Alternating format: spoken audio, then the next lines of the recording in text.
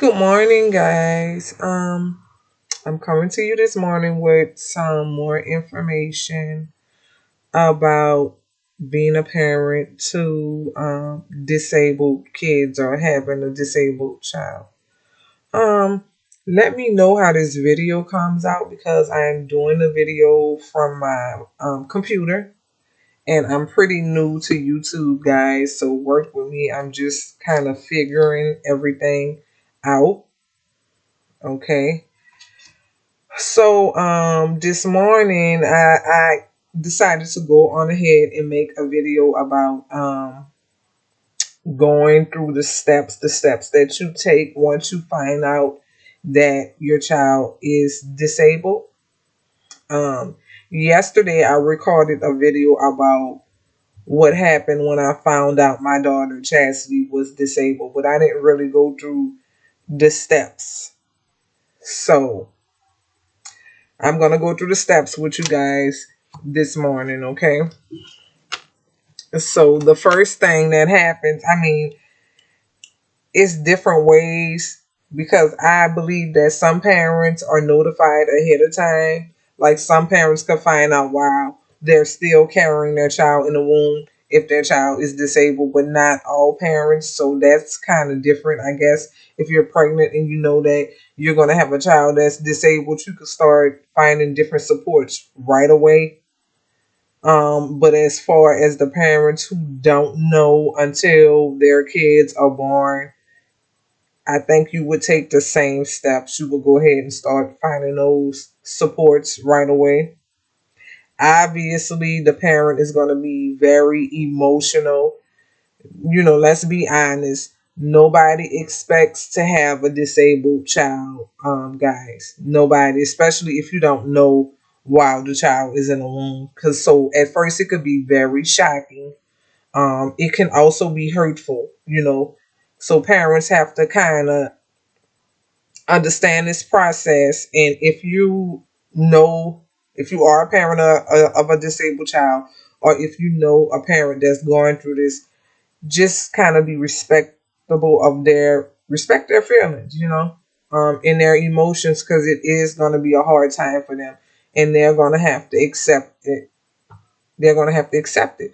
And then there's a process to accepting the fact that your child is going to be disabled, especially a lifelong disability, that there's nothing you can really do about it, you know. Sometimes going through this as a parent, sometimes you blame yourself. You wonder if there are things that you could have done differently to stop your child's disability, you know. So it's a grieving process, guys. I It took me a while to get through it emotionally. I kind of feel like emotionally, I feel like I was angry for a long, long time, and I didn't understand why, because I didn't have any answers. So I was trying to figure out why it happened to my daughter, how it happened to my daughter, and I still don't have the answers. I still don't know the why and a how. Because I was absolutely healthy during my pregnancy. I was 24. Nothing was wrong with me. I didn't have any types of illnesses. I went to the doctor right away when I assumed I was pregnant. I went to all of my doctor's appointments. I didn't miss anything. I I worked all through my pregnancy. There was nothing that I didn't do. Um, but things still happen. So if you really have to find a strong support system, because you are going to have some feelings. You're going to feel some type of way about, your child being disabled. I'm just going to be honest. Find a really good emotional support system, because you're going to need it. And even when you get over that hump or that initial shock of your child being disabled, throughout your child's life, you're going to need emotional support. And you're going to need a strong support system of people that just helps you and supports you, you're going to need a good team. And hopefully you can find that within your family. If not, you can find support on the outside of your family. The next step after the initial shock of finding out that your child is disabled or is going to have a lifelong disability is to get them some type of help. So we're here in Texas, and here in Texas, I think they have ECI. So this is, I told you we were originally from Louisiana, but my daughter was diagnosed here in Texas. So she started the ECI program here, and what ECI is early childhood intervention, and I think it goes from 0 to 3 years old, right? So what we're being told is the earlier you find out if your child is disabled or have any types of learning disabilities, the better. And it's because they can intervene immediately and kind of help your child get through the steps that they need to get through to help them. Right. So my daughter wasn't walking, she wasn't talking, she was obviously developmentally delayed, and she still is based on her disability. And it's just some things that she will never be able to do for her age. Some things that she do will never match her age, right? So she is developmentally delayed, period, just because of her brain damage and her disability. But some of these things could be taught early, and it could be caught to help your child move forward and to better serve them. All right. So the way you will get to early intervention is you will first need to have a diagnosis. So when you bring your child in, and I believe that will be like the I want to say the pediatrician, but it's another doctor. I don't know if it's I can't, when I remember, I'm not sure if I remember, but the first step will be to bring them into the pediatrician, make an appointment and say, hey, I believe something is wrong or something is going on, to have your child checked out. I think it's like a developmental pediatrician, or it's a doctor specifically that kind of runs tests on children, and they do these diagnoses, especially for children they believe are disabled. So the first step would be for you to get a diagnosis. And then once you get that diagnosis, you would go on, and then you will apply for the early intervention services. And I believe that your doctor could help you with that also. They could kind of guide you through the next steps. Sometimes they could even give you the information, and you could call and make an appointment. Because with ECI, and this was a while, guys, I want to say this was like 2005, because my daughter was born in 2004. So in 2005, we were in Texas, and they would come out to the house. So they would send like a bunch of therapy people to the house. She had physical therapy, occupational therapy, speech therapy. So this was the whole program. She did this whole program all the way up until 3 years old. And then she also had her additional doctors at Texas Children's Hospital, right? So she has a physical medicine doctor. She has a neurologist.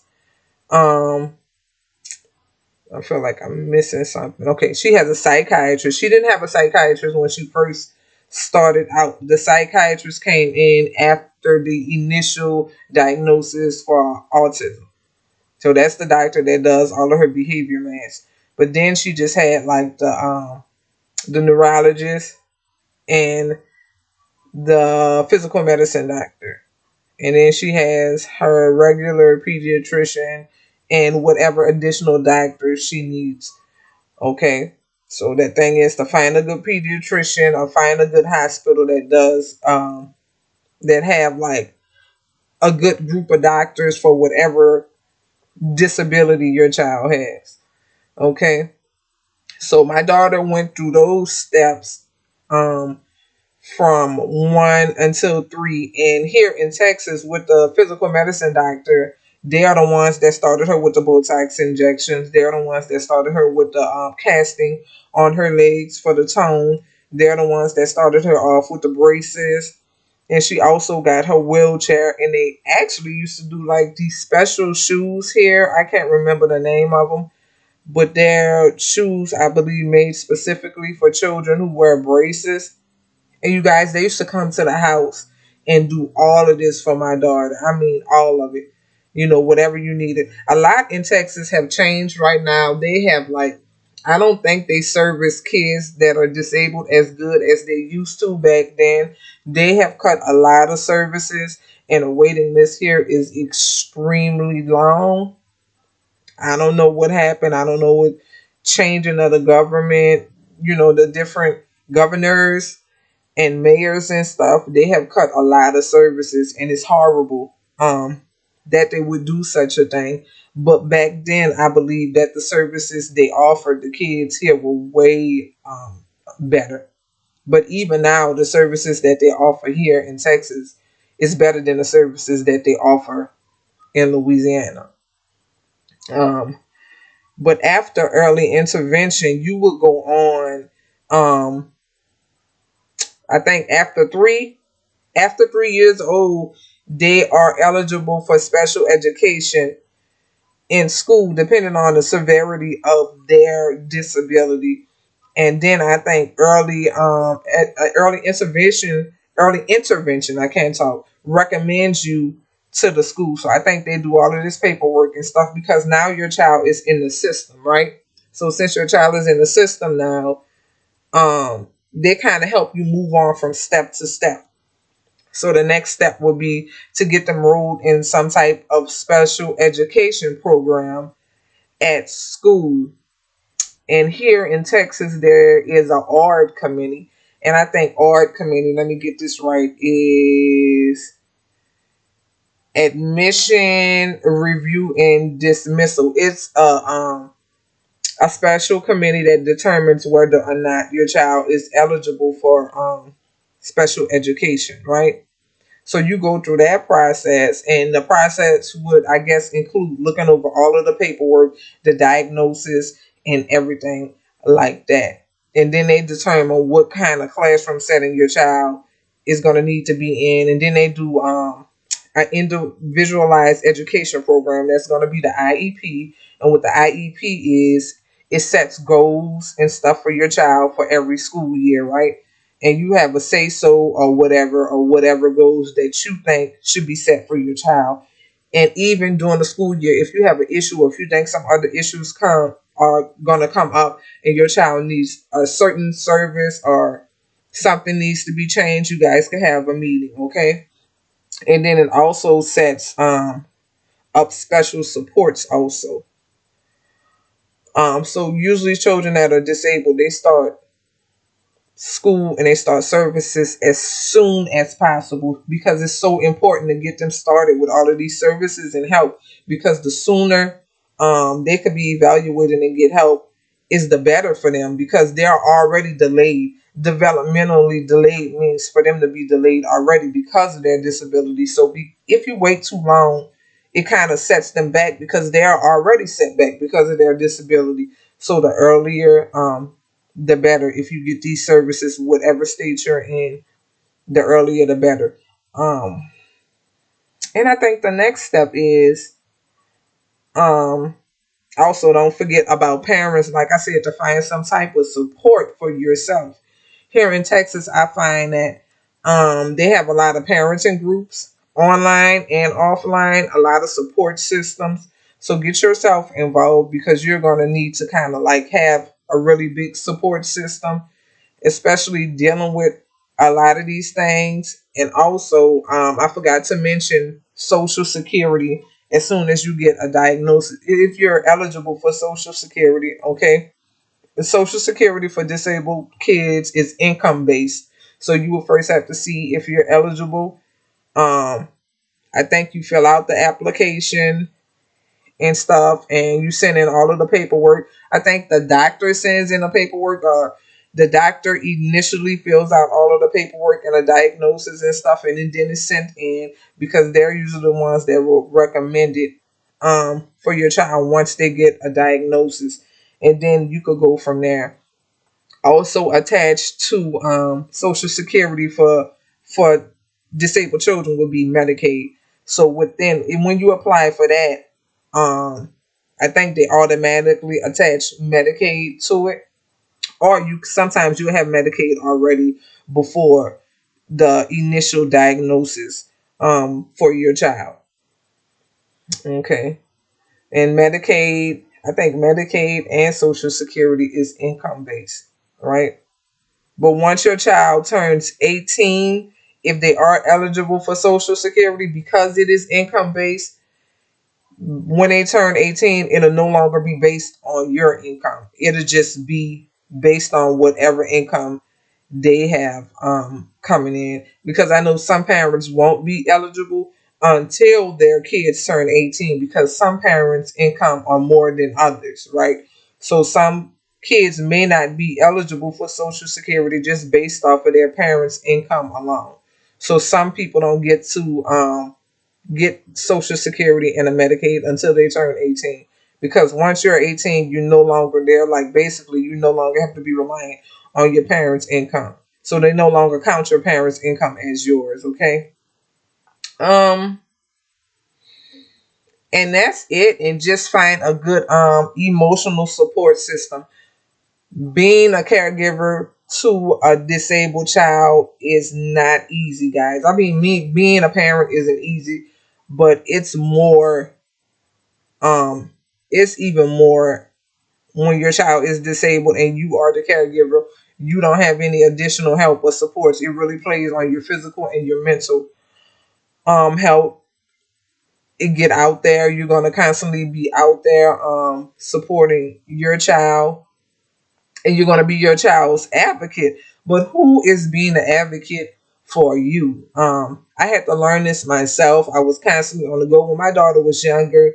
Go, go, go, do, do, do, do, do, do. And then I have another teenager, okay? And he's my youngest son. So we would have issues because a lot of the times the younger children or the child that isn't disabled feels like most of the attention is going to the disabled child, and it is true. So when you are a parent or when you're parenting a disabled child and you have additional children, you have to make room for everyone in your family. So you're going to have to make room, time, and space for the other children also individually, because you don't want them to feel left out. It's just a lot that goes into parenting, especially parenting disabled children. And I feels like you have to have a team of people and everybody have to play their part. And like I said, if you don't have a family team of people, then build yourself a network and a team of people, because you're going to need that support. I have definitely can say that I have had some hard days, and sometimes I have had to take myself out of situations, because they have sometimes where you're in situations where family isn't, they aren't necessarily that supportive. So you have to go and find people that are interested in supporting you, right? You have to find your way and put yourself in an environment that's going to support you and your child, your children the best, because that may not necessarily always be your family. So try to reach out and find some supports for yourself and for your child. I'm going to leave some links in the description box. Um, I want to apologize because on some of my videos, I did not have the comments open. They were disabled. And you guys, like I said, I'm just learning about YouTube. I'm pretty new to this. So feel free to comment. If you have any additional information, feel free to drop the information down in the comment box. And I'm going to try to leave these links in the comments for you. Um, it is 11:36 a.m. here.